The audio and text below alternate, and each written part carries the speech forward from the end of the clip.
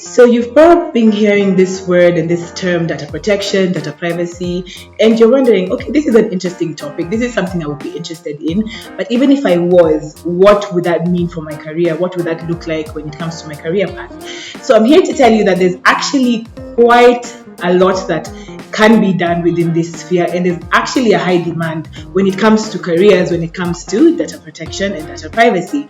For example, some of the careers that you could possibly undertake is being a data protection officer like myself. I am actually a data protection officer in Sentinel Africa, and one of the things that you could be able to do is within your role as a data protection officer, this could be a dedicated role or an additional role. So this is something that you could actually even be promoted to and have added on to your current role within your organization.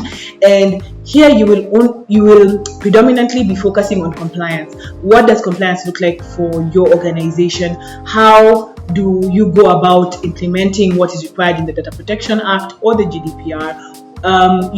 You would also be a liaison between the organization and the ODPC. This is the Office of the Data Protection Commissioner, and also you'll be the bridge between the actual implementation and the management on constantly having it and your data privacy implementation under review, having checks. Where are we at? How's the data flow going? What are we recording? Everything that we need to be recording, and basically just being the implementer of what is required under the Data Protection Act. A role that is synonymous to this is being a data manager. So within the data manager sphere, you will be doing essentially everything that a data protection officer does. But outside this, your focus will mostly be on data flow. How is data flowing within the organization? How are we recording this data? How are we recording consent, which is a requirement under the Act? How are we recording withdrawal of consent?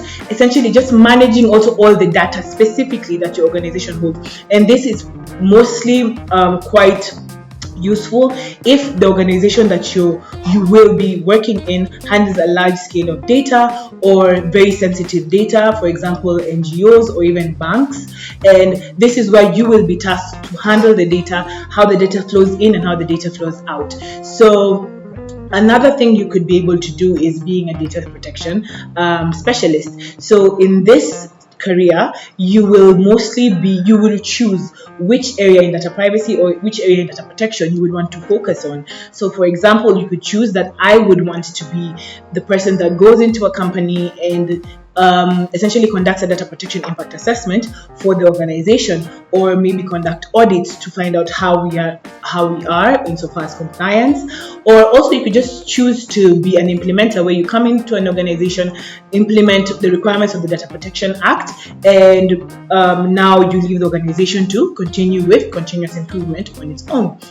You could also choose to be a data analyst, where you help an organization with the automation of the requirements of the Data Protection Act or the data protection requirements globally in general. So you could come and automate, for example, how the data flow is recorded. You could help automate how consent is recorded, how information is anonymized or de-identified when it comes to the data that is held in storage or the data that is retained. So if any of these careers interest you, some of the courses that you would probably need to do to attain these careers is, for example, I could just begin with the data protection officer. You could undertake a certified data protection officer course, where you will learn and understand what it means to implement the requirements of the GDPR or the Data Protection Act in itself, and then you would be certified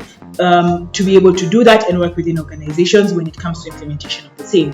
As for the data protection specialist or the data protection manager, here, course you would most likely be required to undertake is PIMS. So PIMS is the class for ISO 27701, and this is to help implement or even audit privacy information management system. And once you undertake this course, it will also provide you guidance on what are the specific requirements when it comes to privacy, when it comes to risk assessment, when it comes to data protection impact assessment or privacy assessment, as is referred to in 27701, or even what the requirements of a data protection officer is and what that entails. So, if any of the things that I have mentioned interests you, I hope that you will contact us and maybe get to know how you could go about obtaining some of these certifications in these courses.